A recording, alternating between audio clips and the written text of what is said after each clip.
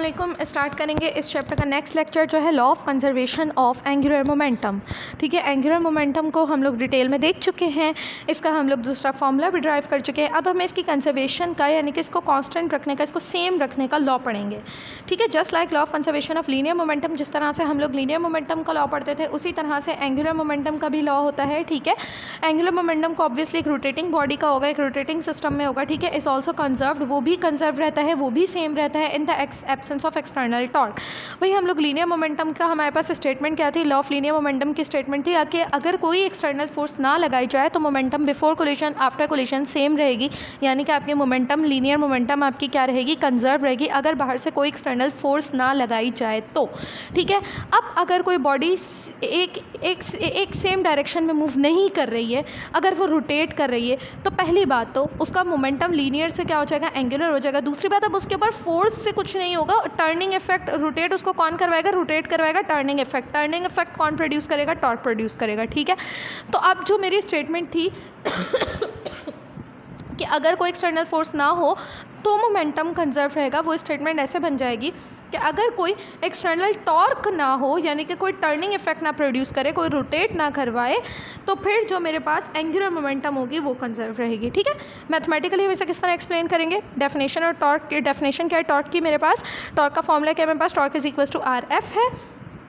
ठीक है, आगे हमसे कहते हैं कि भाई जो हमारा एफ है वो तो किसके इक्वल है, हमारा एफ तो पी अपॉन टी के इक्वल है। ठीक है, पी मेरे पास किसके इक्वल है, पी मेरे पास इक्वल है मोमेंटम के, और टी क्या है, मेरे पास टाइम है।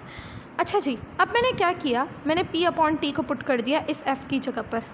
अच्छा, ये सब तो सही है, लेकिन मेरी फोर्स पी अपॉन टी के इक्वल कैसे आई, ये भी है एक मतलब एक लंबी तो नहीं, छोटी सी डेरिवेशन है, लेकिन मैं इसे अभी आपको अलग से करवाती हूँ। पहले आप ये समझ लो, ठीक है, कि जो आपकी फोर्स है वो लीनियर मोमेंटम अपॉन टाइम के इक्वल है। तो मैंने क्या किया, मैंने एंगुलर निकालने के लिए टर्निंग इफेक्ट पर गई, टॉर्क के फॉर्मूले पर गई, और मैंने ये फोर्स वहाँ पर पुट कर दी।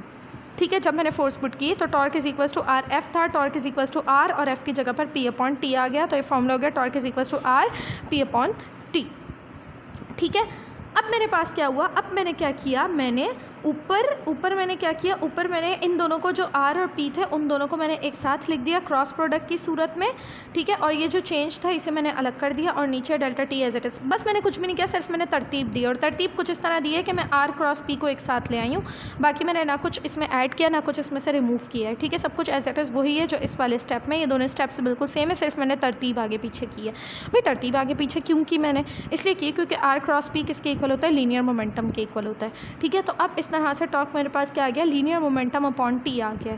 ठीक है, कह रहे हैं कि अगर एब्सेंस ऑफ एक्सटर्नल टॉर्क हो, यानी कि कोई एक्सटर्नल टॉर्क अप्लाई ना हो रही हो, बाहर से कोई टॉर्क अप्लाई ना हो रही हो, तो अब ये इक्वेशन क्या बन जाएगी, नेक्स्ट मूव करते हैं।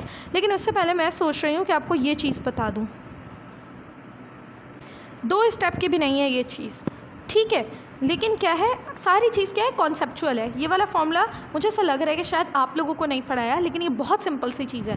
फॉर एग्जांपल कह रहे हैं F is equals to delta P upon T है ना, F is equals to linear momentum upon T है, पी क्या है, लीनियर मोमेंटम है। ठीक है, तो भाई कैसे आया, देखो एफ का हम लोग ये वाला फॉर्मूला तो बच्चा जानता है, F is equals to M है।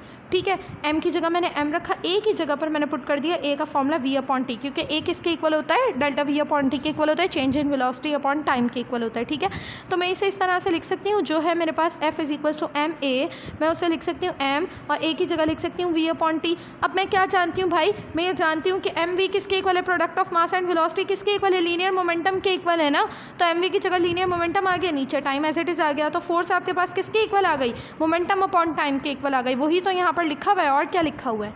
ठीक है, तो यहाँ से फोर्स का फॉर्मूला आया, इस फोर्स को मैंने इधर टॉर्क के फॉर्मूले में पुट किया, मेरे पास फॉर्मूला कुछ इस तरह से हो गया। इन दोनों को तरतीब देकर एक साथ लेकर आई, और इन दोनों की जगह पर मैंने पुट कर दिया, सॉरी मैंने अभी थोड़ी देर पहले बोला लीनियर, ये लीनियर नहीं है, एल से मेरे मुंह से लीनियर निकल गया था। ये क्या है, R into P, R cross P मेरे पास क्या है, एंगुलर मोमेंटम है। ठीक है, तो अब torque in terms of angular momentum मेरे पास आ चुकी है। ठीक है, R cross P angular momentum के बराबर होता है। ठीक है, एंगुलर मोमेंटम के टॉपिक से अब इसको हम 10वीं दफ़ा कोई पढ़ रहे हैं। ठीक है, तो टॉर्क आ गया मेरे पास delta L upon delta T के बराबर आ गया। ठीक है, अब कहने हैं कि अगर कोई एक्सटर्नल फोर्स ना लग रही हो तो फिर एब्सेंस ऑफ एक्सटर्नल फोर्स में यानी कि एक्सटर्नल टॉर्क में यानी कि एक्सटर्नल टॉर्क जीरो हो, जैसे कि हमारी स्टेटमेंट है कि एक्सटर्नल टॉर्क अगर कोई नहीं लगेगी तो फिर जो है आपका जो एंगुलर मोमेंटम होगा वो कंजर्व रहेगा। ठीक है, तो अब हम इस पॉइंट ऑफ व्यू से इसको देखते हैं।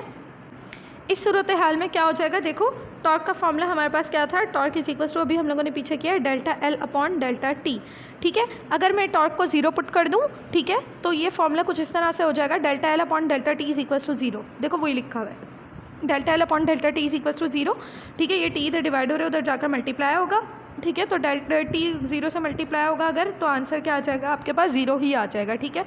इसीलिए डेल्टा एल किसके इक्वल आ गया, डेल्टा एल क्या है, change in angular momentum, L क्या है, एंगुलर मोमेंटम, ठीक है। तो एंगुलर मोमेंटम आपके पास किसके इक्वल आ गया, 0 के इक्वल आ गया, बट ये क्या है, चेंज है, ठीक है। चेंज में मैं क्या करूँगी, एक में से दूसरे को माइनस कर दूँगी, ठीक है। तो इस तरह से मेरे पास आ गया L1 minus L2 is equal to 0, ठीक है। अब मैं क्या करूँगी, कुछ भी नहीं, जस्ट यहाँ पर L2 माइनस हो रहा था, उस तरफ जाकर प्लस हो जाएगा, तो L1 is equal to L2 आ गया। L1 is equal to L2 यानी कि जो इनिशियल मोमेंटम है आपके पास और जो फाइनल मोमेंटम है आपके पास, ठीक है। जो इनिशियल एंगुलर मोमेंटम है, जो फाइनल एंगुलर मोमेंटम है, दोनों आपस में क्या है, दोनों आपस में क्या है, इक्वल हैं, यानी कि मोमेंटम आपका क्या हुआ, एंगुलर मोमेंटम आपका क्या हुआ, कंजर्व रहा। कब कंजर्व रहा, जब आपका टॉर्क क्या था, आपका टॉर्क 0 था, यानी कि जब कोई एक्सटर्नल टॉर्क अप्लाई नहीं हुआ तो एंगुलर मोमेंटम आपका क्या रहा, कंजर्व रहा, इनिशियल भी सेम, फाइनल भी सेम, ठीक है। और क्योंकि एल का फॉर्मूला हम लोग पढ़ चुके हैं, आई ओमेगा, ठीक है, तो मैं लिख सकती हूँ जो इनिशियल मोमेंटम है वो किसके इक्वल हो जाएगा, I1 ओमेगा 1, और जो फाइनल मोमेंटम है वो किसके इक्वल हो जाएगा, I2 ओमेगा 2। तो उस तरह से मेरे पास ये वाली इक्वेशन आ गई है, ठीक है। L1 and L2 are the angular momentum, ठीक है। एंगुलर मोमेंटम एक रिजिड बॉडी के before and after the change in angular velocity, ठीक है। Before and after the change in angular velocity, यानी कि एंगुलर वेलोसिटी में चेंज आएगा तभी तो एक्सेलरेशन प्रोड्यूस होगी ना, ठीक है। तो हमसे कह रहे हैं कि बिफोर एंड आफ्टर जो है, अगर हम देखें इनके इनिशियल और फाइनल, अगर हम एंगुलर मोमेंटम देखें तो L1 और L2 है, ठीक है। अगर हम इसको स्केलर नोटेशन इसकी देखें तो ये इक्वेशन क्या बन जाएगी, इक्वेशन कुछ इस तरह से बन जाएगी, ठीक है। अच्छा, क्यों, क्योंकि इसके अंदर क्या है, इसके अंदर मोमेंट ऑफ इनर्शिया है, ठीक है, आई है इसके अंदर, ठीक है। चलो, अब उसके बाद हमसे कहना है this is the mathematical form of law of conservation of angular momentum, ठीक है। ये इसकी मैथमेटिकल फॉर्म है और ये क्या शो करती है कि अगर कोई एक्सटर्नल टॉर्क ना हो तो इनिशियल मोमेंटम जो है वो फाइनल मोमेंटम के इक्वल होगा, ठीक है। नेक्स्ट लेक्चर में हम लोग इंशाल्लाह एग्जांपल्स देखेंगे कंजर्वेशन ऑफ एंगुलर मोमेंटम की।